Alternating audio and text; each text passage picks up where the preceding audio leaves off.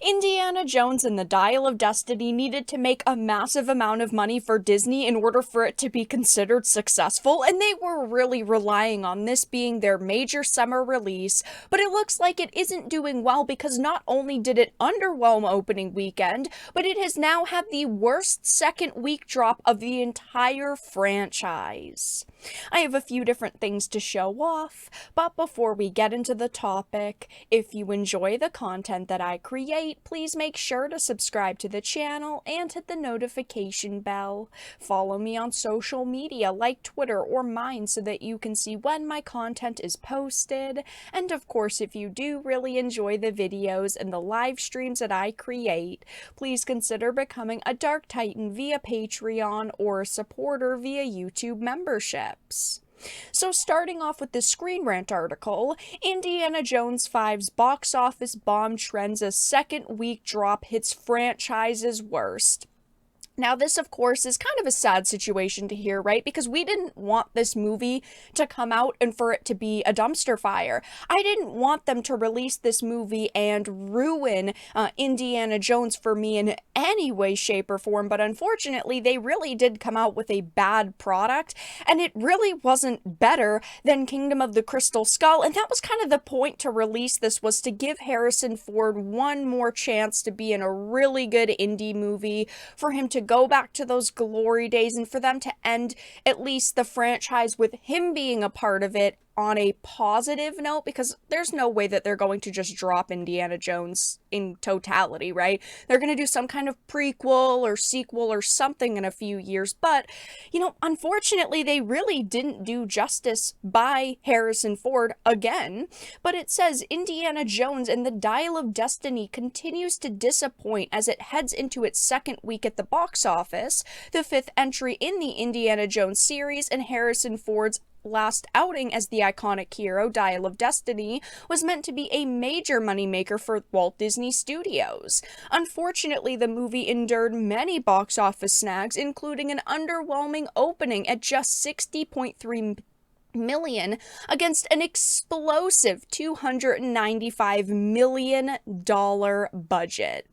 And according to The Hollywood Reporter, the box office numbers for Dial of Destiny fell sharply in its second week, with the overall take falling at 58% to $28 million. That decline is the biggest drop in franchise history, and Dial of Destiny is currently ranked number 2 at the box office. So after only a week, they already have dropped the ball, because it already is, you know, missing that top number 1 spot at the box office, but it also fell 58%, which honestly, 58% isn't the worst box office drop we've seen, because, you know, lately I've had to talk about, like, MCU films, and they've been dropping by, like, 65 to 70% on average, so this isn't the worst, but at the same time, they didn't hit those initial numbers last week, so the drop is going to seem, you know, not as bad when you have to take those numbers into consideration as well, because they completely missed even the lowest of estimates.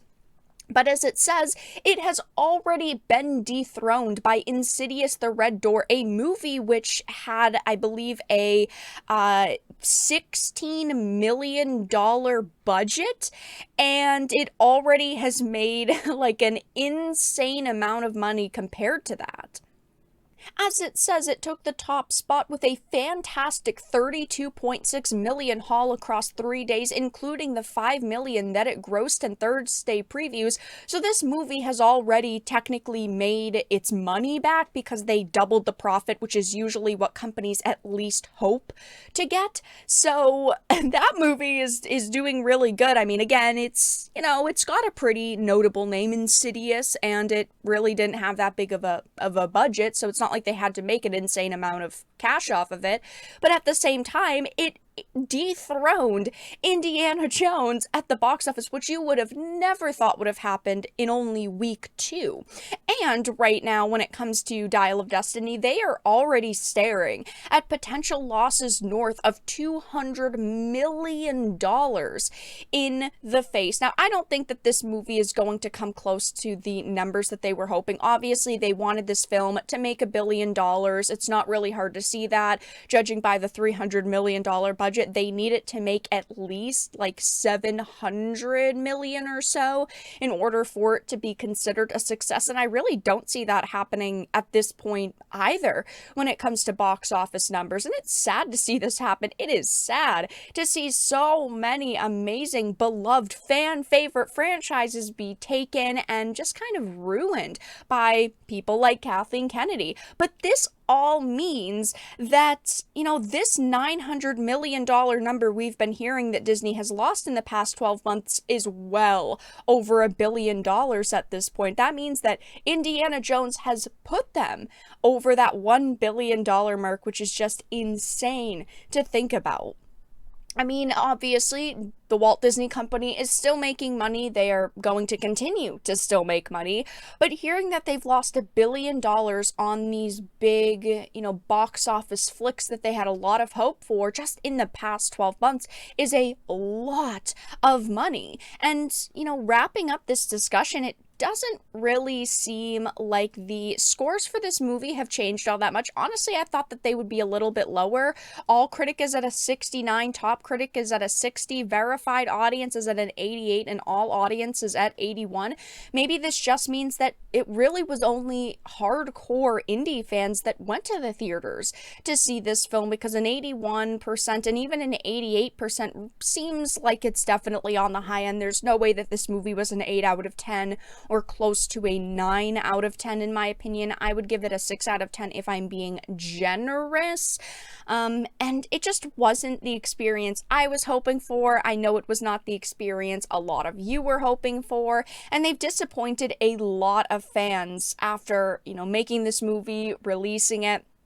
But yes, they are facing some serious issues right now. Maybe they will start a second marketing push for this movie. We have seen Disney try that more recently, where, of course, before launch, they will have all these interviews go out, but then it's like they have pre-recorded interviews that they don't use, and then they kind of put them out after a film has released in order to push it a little bit more.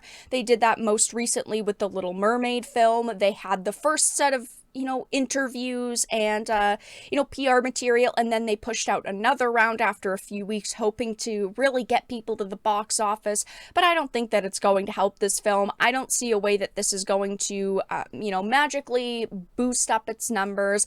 And I just don't think that Indiana Jones 5 is going to end with the, amount of money they were hoping that it would draw in. But that's all that I really had to discuss in this video. Let everyone know your thoughts in the comment section down below. If you enjoyed this and of course found it important and informative, please make sure to give it a like, share it, and subscribe to the channel. And of course, if you didn't, make sure to give it a dislike. I appreciate your support either way, but I will talk to you all again in the next video really soon.